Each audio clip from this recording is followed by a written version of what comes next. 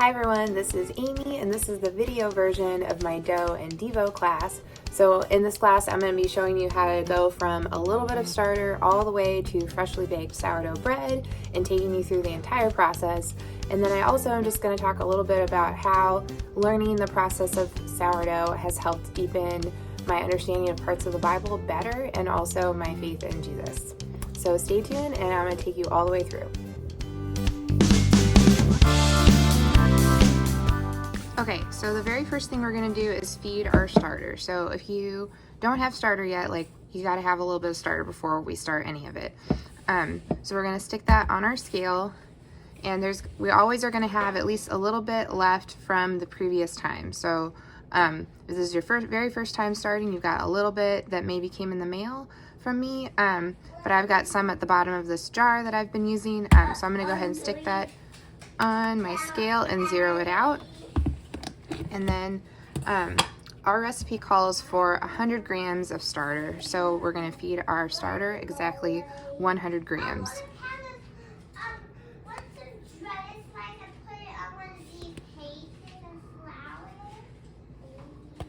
So you can see, so to feed it 100 grams, that means I'm going to, you can hear my kids in the background. We're going to feed it 50 grams of flour, which I use 50% whole wheat flour and 50% all-purpose flour, and I just pre-mix it ahead of time and keep it in this container labeled starter food. So I'm going to put 50 grams of flour. It went a little bit over 52, and then I'm going to add 50 grams of water. So when you're feeding your starter, it's always 50-50, so 50% water, 50% flour. And since I had 52 grams of flour, I'm just gonna put a little bit extra water too. There, perfect. All right, so I'm gonna go ahead and stir it. And I like using a kebab stick just because it means it's not as much as gonna stick as if I had used a spoon. So every little bit counts.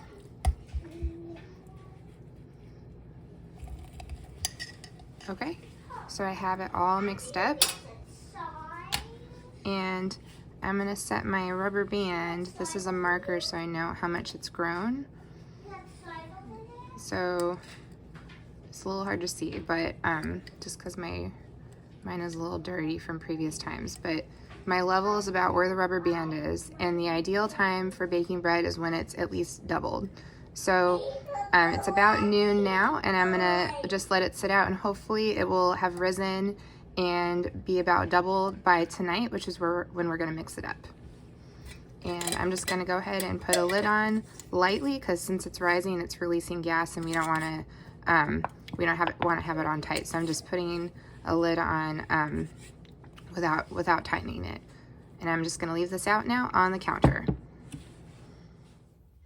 Hi, I'm just gonna hop in here real quick and actually explain what is sourdough. So when we say sourdough, we're talking about that it's bread that has been leavened from a sourdough starter. So that means that it's yeast that was naturally occurring that we got from the sourdough starter, and we're using that to get the bread to rise rather than yeast like this. We actually didn't have yeast like this until the 1800s.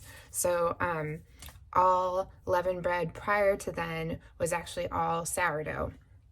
So we actually credit the ancient Egyptians as being the first to have leavened bread, and they knew all the different kinds of fermentation processes. They made beer and wine and bread, and so it's not too much of a stretch then that the Israelites in the Bible, since they were in Egypt, that they would have learned how to make sourdough from the ancient Egyptians.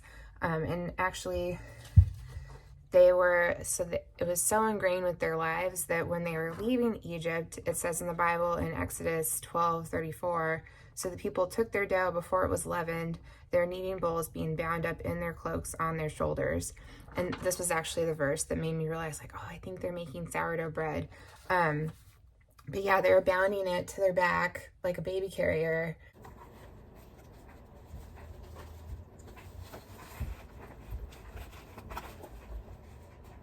And that's how they left Egypt, is with their dough strapped to their back. So I just thought that I thought that was really cool.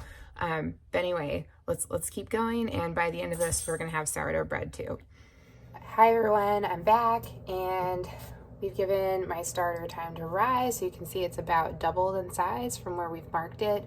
It's been about 9 hours, but it is the winter time, and I did take it directly from the fridge, so it's going to take a little bit longer than if it had been out on the counter, and if I had been feeding it more, and if it had been the summertime. Those are all things that would have sped it up, but it did take a while.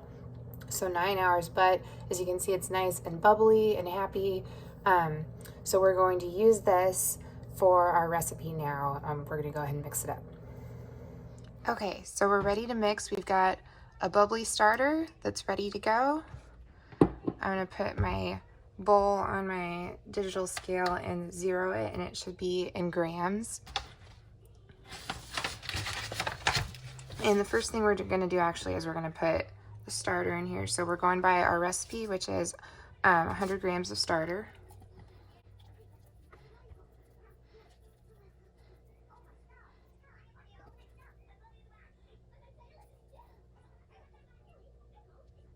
Okay, so there's 100 grams of starter, and then the next thing we've got is 300 grams of water. So I'm going to zero it again.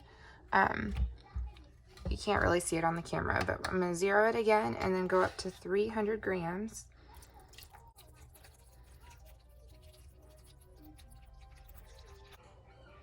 Okay, and then once it's there, I kind of like to just like swish the starter around and dissolve it in the water.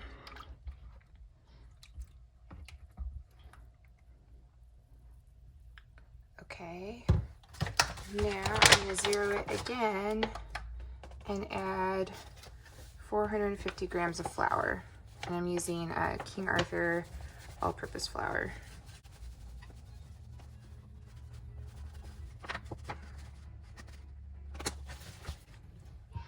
All right, and then zero one more time, and we're adding 8 grams of salt.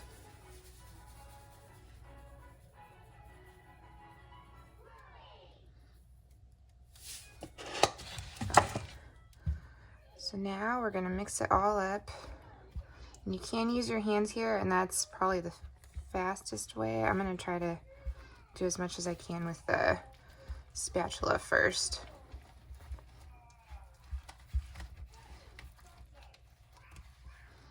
And it's gonna seem like there's not enough water, and that's okay. You just gotta keep working at it until you get all of the dry stuff incorporated as much as possible.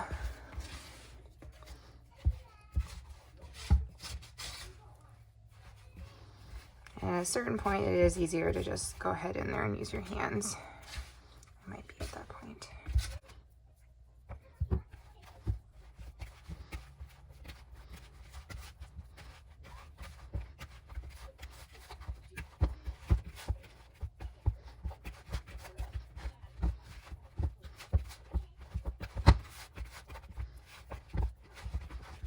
Almost there.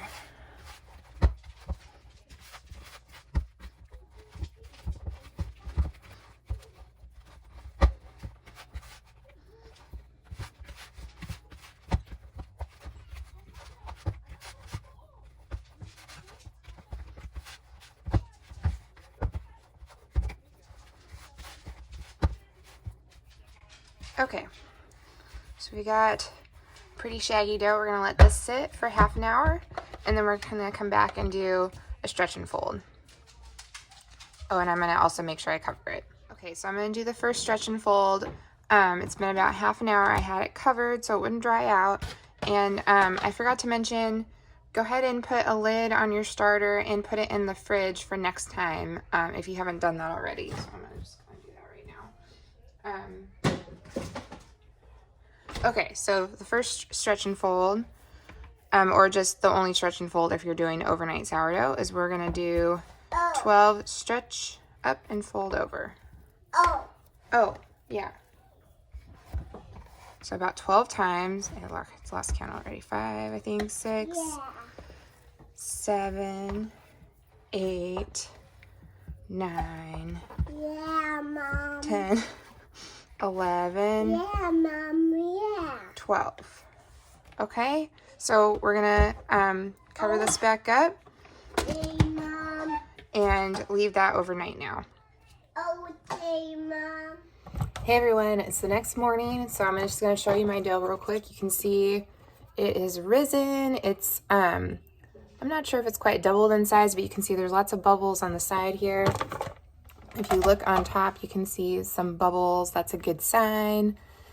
And if you kind of like press on the dough, it should leave an indentation, but then like spring back just a little bit.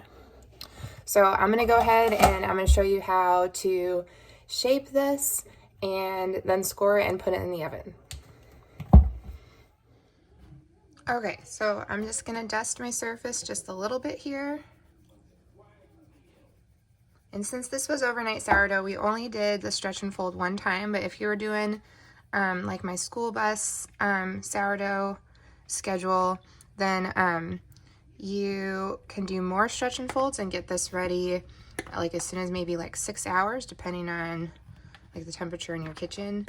But this is like a really nice, easy recipe in that we're using time to develop the dough and the gluten. If you do more stretch and folds, that's another way to develop the gluten. So I'm just gently working the dough out. Oh, I got some that's stuck in here. Okay. Got most of it out here. And if you have a scraper, this is like a good time to use a scraper to get it out. I'm not gonna get mine out right now. Okay, so the important thing to remember when you're shaping dough, and we're shaping this into a bowl, is so we let it fall out on top of the flour, and we have, when we're shaping, a sticky side and a non-sticky side. So this is the floured side down here. You don't want to flour the top because you want it to be able to stick to itself. So I'm just kind of like sweeping some flour underneath. And then what I'm going to do is I'm going to fold it up into itself, kind of like I'm making like a dumpling, and just go all the way around. And because the top is not floured, it should stick to itself in here. Okay, so I've folded it up into itself, and then because I've got flour that I've kind of been like sweeping underneath here so it won't stick, I'm going to carefully take it and flip it over. Okay, so now what we're gonna do is this surface area here, we kind of want to create more tension on the top. So what I can do then is kind of just like pull it toward myself and turn and pull. And you can kind of just cup it. And what we're doing is we're kind of just stretching the top over the surface to make a nice round ball shape or a bowl. If we keep on, you'll see this is kind of sticking right here as we're pulling.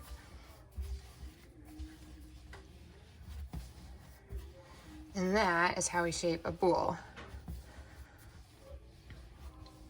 Okay, so I forgot to say, the very first thing you should do when you wake up in the morning is you should preheat your oven. So if you haven't done that, preheat your oven to 450. And what we're gonna do now is we're gonna let this sit for half an hour. So we're shaping it, it's gonna sit for half an hour, and then we'll score it and it'll go in the oven.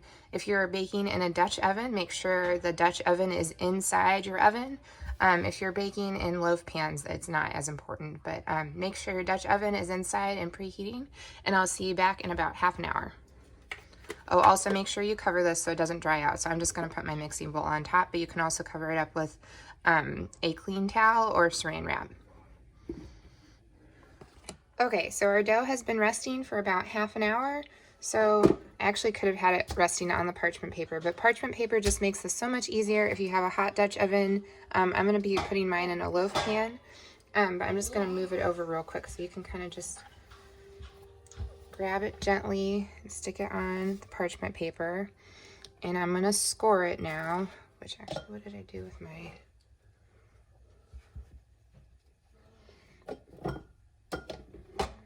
here it is. Okay, I'm going to score it now. So this is just a sharp blade. You can use a sharp knife. And I'm going to put a slit down. And I'm going at about a 45-degree angle. And this will just help the bread rise more as it's baking. So again, our oven's preheated to 450, and I'm gonna put this one in my loaf pan today. And again, if you were gonna put it in your Dutch oven, just be really careful. You can use your oven mitt to lift it up, and let me show you. Mine is not hot, but I just want to show you. You lift it up and drop it in to here. I'm going to put mine in the loaf pans. So, are you going to help me, Gemma? Well, thank you for your help. So my loaf pans are not preheated, but I'm just going to drop it into there. And then I'm going to take a second loaf pan.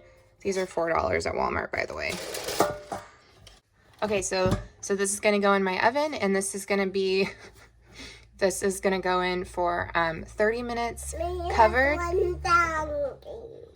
Okay, you can have candy in a little bit. This is going to be 30 minutes covered and 10 minutes uncovered at 450. So for the uncovered part, you're just going to take the top part off, and that helps it to get brown and the nice golden color at the end. So I'm going to go ahead and put this in, and I'll see you back in about 40 minutes. Hi everyone, so it's been about 30 minutes and the bread's not done baking, but what I'm going to do is I'm going to pull it out real quick and remove the cover. And so the last 10 minutes of baking, it's going to get that nice brown. I'm going to do that and show you real quick.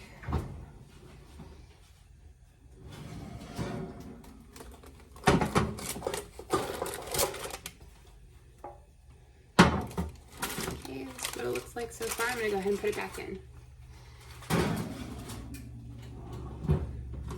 Okay, see you back in about 10 minutes. Hi guys, my timer just went off, so I'm going to go ahead and pull my bread out and see how it looks.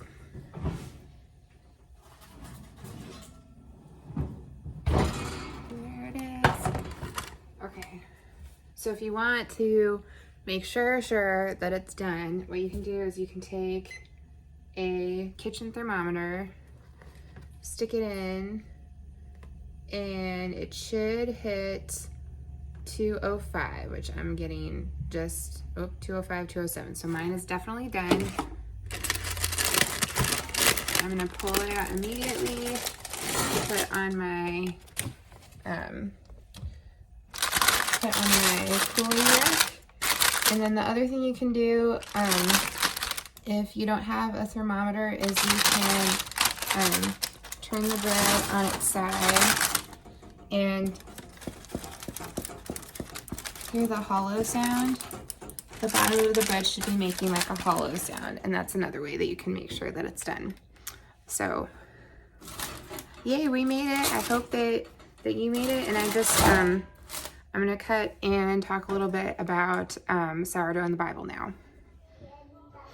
Okay, so I just want to take 1 minute and just talk about two main things that I learned from making bread and how it points us back to Jesus in the Bible. So first of all, sorry, you can hear my kids.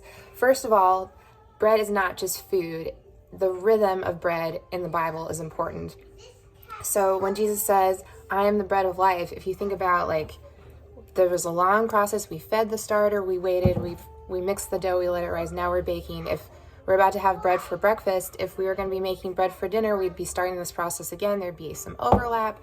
There's a lot of going back to the dough and checking the dough. And if you think about that rhythm and Jesus saying, I'm the bread of life, I think he means that he's not just spiritual food, but he wants to be the rhythm of our lives. When God saves the Israelites out of slavery in Egypt, he redeems them from slavery, and then he continues to feed them manna.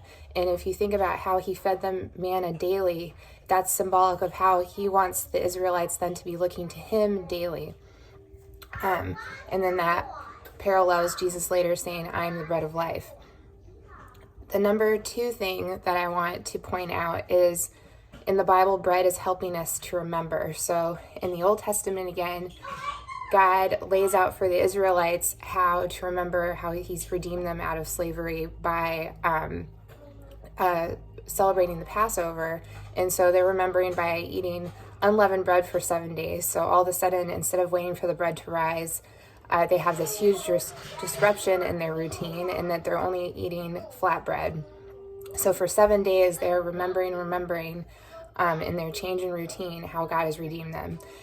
In the New Testament, Jesus says, remember me, do this in remembrance of me by eating the bread that is his body.